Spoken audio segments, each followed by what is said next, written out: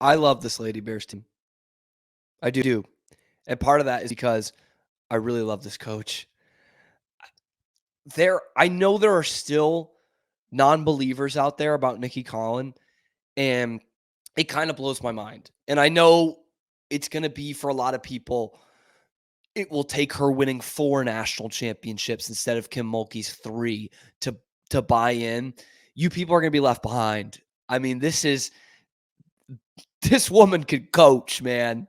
She can coach, and she is finally getting kind of the circumstances to really win, and she is doing it big time. And this was a great example tonight. She comes out with a big night, right? I mean, first game at the new pavilion for the ladies. It's only really the second time they've seen it.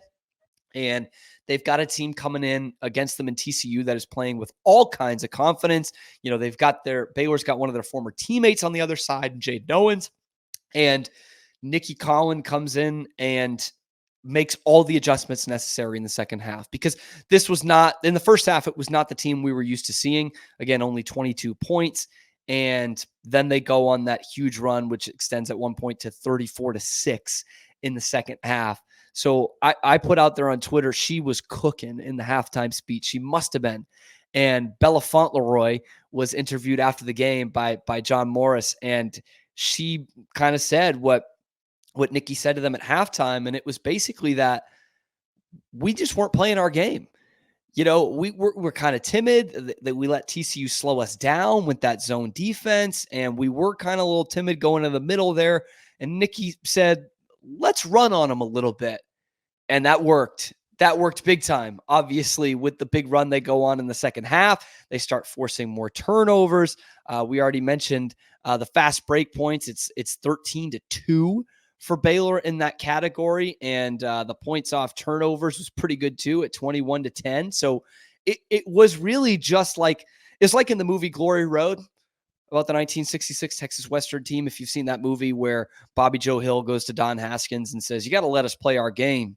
If we do that, we're going to win. Now, not that Nicki Collen was not letting them play their game. That's what she was saying to her team, was like, go play your game. You're better than TCU. They can't beat you unless you are playing their game.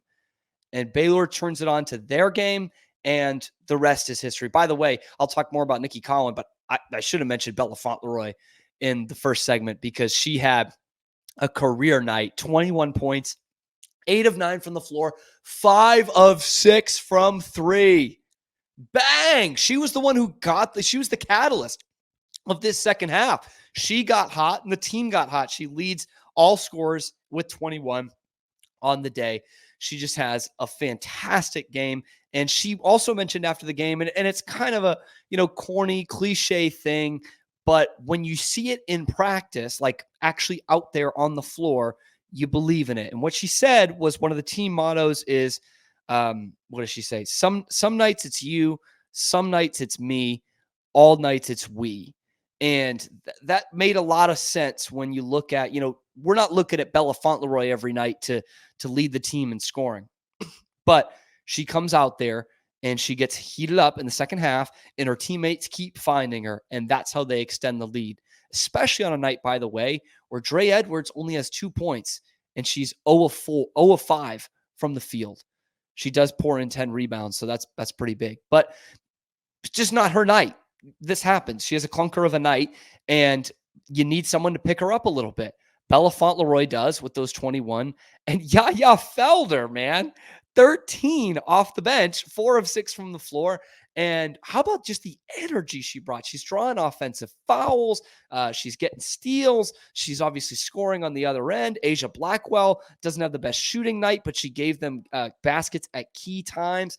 This was an all-around effort from the Lady Bears tonight. And that, once again, does reflect, and not to take anything away from the players, it's them who are out there, they're doing it, but it reflects on the coach as well, that she is able to build a roster that is this deep.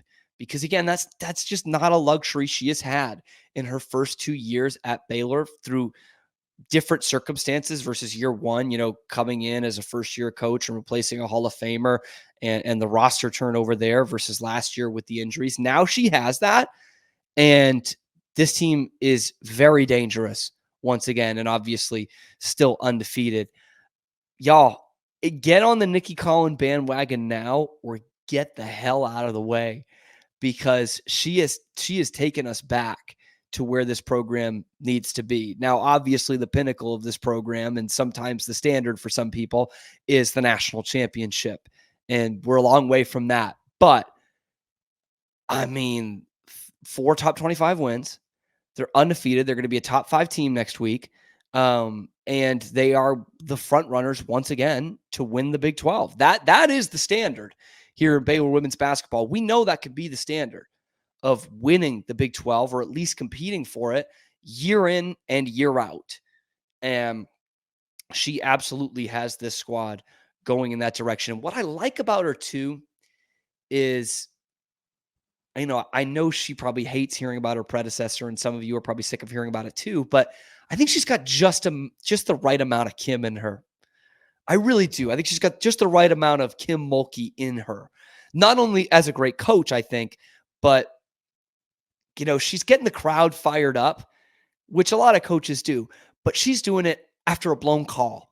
And we caught this on the TV camera. I wasn't at the game last night. I'm still a little sick, so I decided to stay back for this one.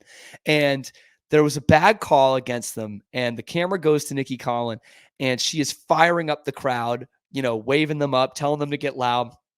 And then she turns back around to the ref and goes, "That's awful. That's crazy.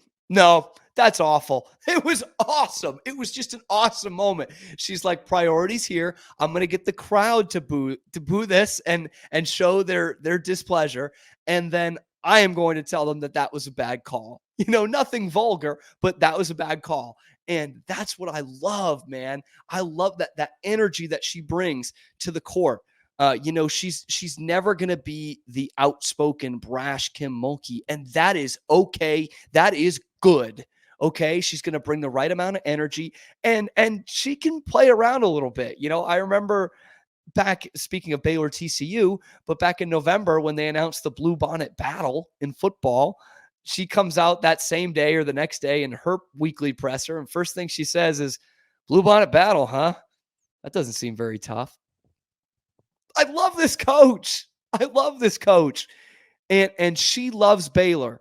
And she is building a winner again here. And I know that's weird to say as an undefeated team, already 2 games in a conference, but I'm talking about she's building a real winner here again at Baylor, to the point where we'll say Baylor didn't go nowhere, but they're back.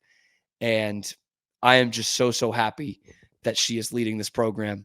And I know there's still some naysayers out there, but y'all are going to be on the wrong side of history for this one, and you're going to find that out pretty soon.